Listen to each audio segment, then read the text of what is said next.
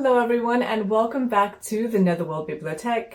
Today we are in the Philanthropy section to talk about my love affair with Uniques. This is a hard copy book published by Trollbeads, the jewelry company, which tells the story of how their unique glass beads came to enter their collection. So as usual, I will just do a quick summary of the book to tell you what is included if you're thinking of reading or purchasing this book. Then I'm going to give a little bit of a critique of the writing style and the formatting. And then lastly, I will just give you my personal thoughts on the content.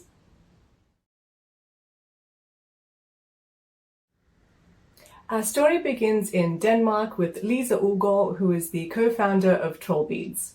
So this is in the aftermath of an earthquake in the Himalayan region.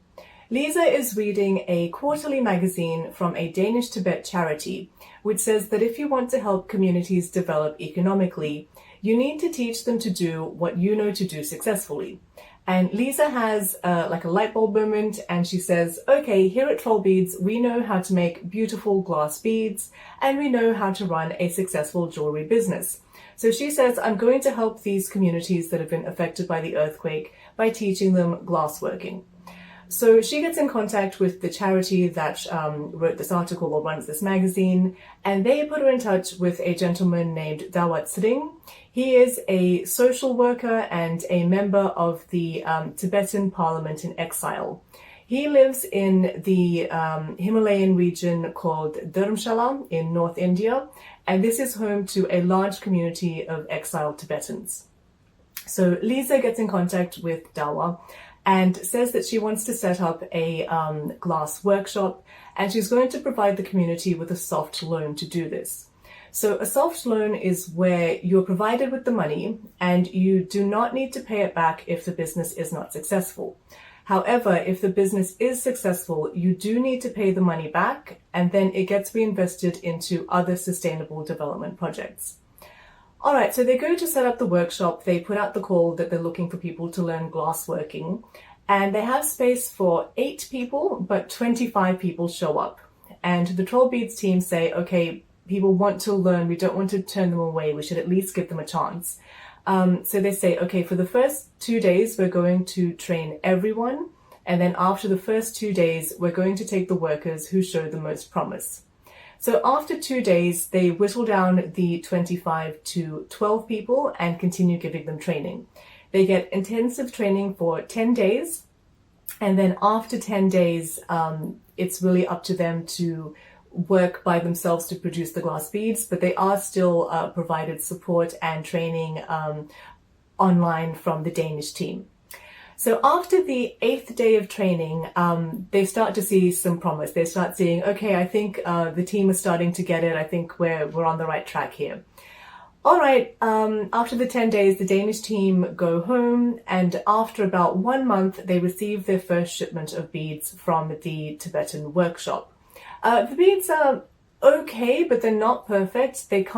They're not quite good enough to join the Trollbeads collection. So I should say the idea was that initially this workshop would provide the glass beads that are part of the official Trollbeads collection. That doesn't end up happening. As you can see, this is the story of Uniques, but we'll get to that in a moment.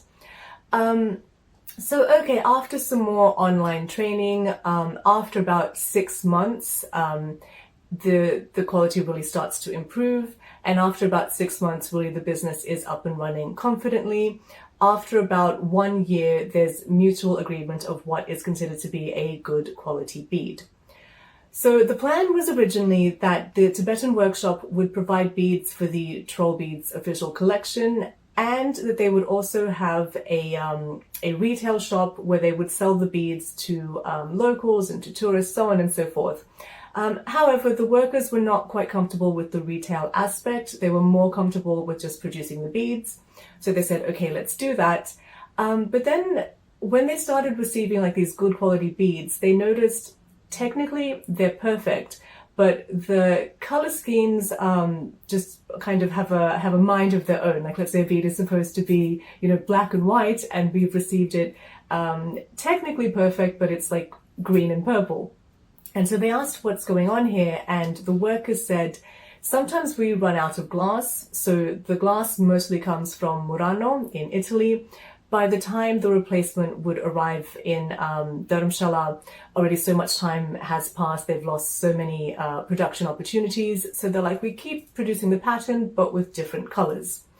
And so the Trollbeads team was like, okay, well, we can't really sell them as part of the official collection because they're not the right colors, but they are really good quality beads. It would be a shame to waste them. So that's when the idea of Uniques was born, where they said, okay, we're going to make a separate branch of Trollbeads called Uniques, where they are official Trollbeads products, but they're not part of the official collection. So each designer, each glass worker can just use their creativity, can freestyle. You can take a bead in the collection and reimagine it with different colors, or you can take inspiration and design whatever you like. And that's what Uniques has become. They're very vibrant, very detailed beads. So I should say that the usual Trollbeads glass beads normally have about 15 steps to them, whereas a unique bead has about 100 steps to it. So that's how technical and how detailed they are. That's how skilled these workers became. So yes, this business was up and running. It was very successful. At the time that the book was published in 2017, there were 60 workers at the Dharamshala workshop. From its inception up until 2017, the publication, 270 workers had been and gone. The loan had been repaid within 1.5 years, so it was a successful business venture, and then had been reinvested into other sustainable projects such as dairy and a tailor shop.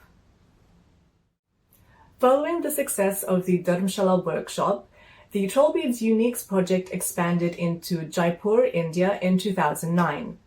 This time, this second workshop was designed to employ at least 50% women, and also people with special needs and people from challenging backgrounds. There's not a lot of information about this workshop. There's more information about the first one in Dharamshala, but the second one in Jaipur, it says that it was up and running in no time. In 2010, the Trollbeads team set up the third glass beads workshop in Malawi. This time, they prioritized hiring young people from disadvantaged backgrounds. As usual, they taught the workers glassworking, but then they also taught them all of the business and operational steps to run a successful jewelry business. This workshop was up and running for a few years, and it did produce great products for Trollbeads. Unfortunately, the business management side was a little bit lacking, and after a few years, this workshop shut down. It should be noted that because the ownership and the managerial responsibilities had been handed over to the Malawi team, it was not possible for the Trollbeads team to step in and take over management and save this workshop. And lastly, we head over to Lithuania. Trollbeads already had a glass workshop here, and the workers were producing Trollbeads as part of the official collection, but they really wanted to express themselves, and they asked if they too could create Uniques, and the Trollbeads team said yes, of course. So the fourth shop was in Lithuania, but because these workers were already skilled, they didn't require any of the support and the demonstrations that the other three workshops needed. So that's it as of 2017. I don't know if there are any other workshops beyond that. This book was only published in 2017, so that's as much as we know.